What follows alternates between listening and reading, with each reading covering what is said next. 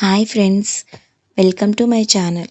ఈరోజు మనం శ్రీరామనవమి ప్రత్యేకంగా శ్రీరామ రక్షా స్తోత్రం గురించి, దాని మహిమ, అలాగే ఎలా పారాయణం చేయాలో తెలుసుకుందాం. శ్రీరామ రక్షా స్తోత్రం ఎంతో పవిత్రమైన మరియు శక్తివంతమైన స్తోత్రం. దీనిని మహర్షి బుధ కౌశికుడు రచించారు. ఈ స్తోత్రం మనల్ని కవచంలా రక్షిస్తుంది. ఇప్పుడు ఈ స్తోత్రం ఎలా పారాయణం చేయాలో చూద్దాం. శ్రీరామనవమి నాడు ఉదయం త్వరగా లేచి స్నానం చేయాలి. ఇంటిని, పూజా స్థలాన్ని శుభ్రం చేసుకొని శ్రీరాముని ఫోటో లేదా విగ్రహం ముందు దీపారాధన చేయాలి. అన్ని విఘ్నాలు తొలగిపోవాలని ముందుగా వినాయకుడిని పూజించాలి. రాముల వారిని షోడశోపచారాలతో పూజించి శ్రీరామ అష్టోత్తరాలు చదవాలి. అష్టోత్తరాలు చదివేటప్పుడు పువ్వులు, తులసి ఆకులను స్వామివారికి సమర్పించాలి.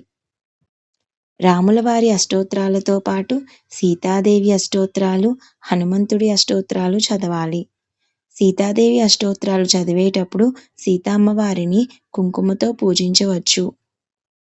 తర్వాత రామరక్షా స్తోత్రం పారాయణం చేయాలి. రామరక్షా స్తోత్రాన్ని 27 సార్లు చదవాలి. ఇలా చదవటం వల్ల శ్రీరాముని అనుగ్రహం మరింతగా లభిస్తుంది.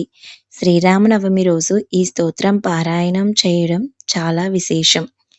ఈరోజు వరిపిండితో దీపారాధన చేస్తే మంచి ఫలితం ఉంటుంది. కుదిరితే తమలపాకుల మీద శ్రీరామ అని రాసి పూజలో స్వామివారి దగ్గర ఉంచండి. శ్రీరామకోటి మొదలు పెడదాం అనుకునే వాళ్ళు ఇవాళ మొదలు పెట్టండి.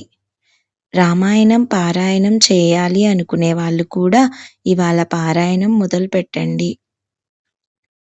శ్రీరామ రక్షా స్తోత్రాన్ని భక్తి శ్రద్ధతో పారాయణం చేయాలి. పారాయణం చేసే సమయంలో మనసు ప్రశాంతంగా ఉండాలి. ఇలా భక్తితో చేస్తే కష్టాలు తొలగి జీవితం సుఖశాంతులతో నిండిపోతుంది.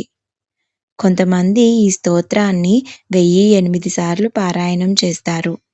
మరి కొంతమంది ప్రతిరోజు చదువుతారు.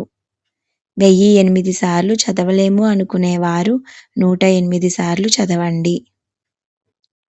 లేకపోతే ఏదైనా ఒక కార్యం నెరవేరాలంటే 9 రోజులు దీక్షగా ప్రతిరోజు శ్రీరామరక్షా స్తోత్రాన్ని 11 సార్లు చదివితే అనుకున్న పని నెరవేరుతుంది. ఇలా మీకు ఎలా కుదిరితే అలా రామరక్షా స్తోత్రాన్ని పారాయణం చేయొచ్చు. ఈ పూజకి వడపప్పు, పానకం నైవేద్యంగా సమర్పించాలి. తర్వాత ప్రసాదాన్ని ఇంట్లో వారందరూ తీసుకోవాలి. ఈ స్తోత్ర పారాయణం వల్ల ధైర్యం పెరుగుతుంది, భయాలు తొలగుతాయి, ఇంట్లో పాజిటివ్ ఎనర్జీ పెరుగుతుంది, కుటుంబంలో శాంతి, సౌఖ్యం ఏర్పడుతుంది.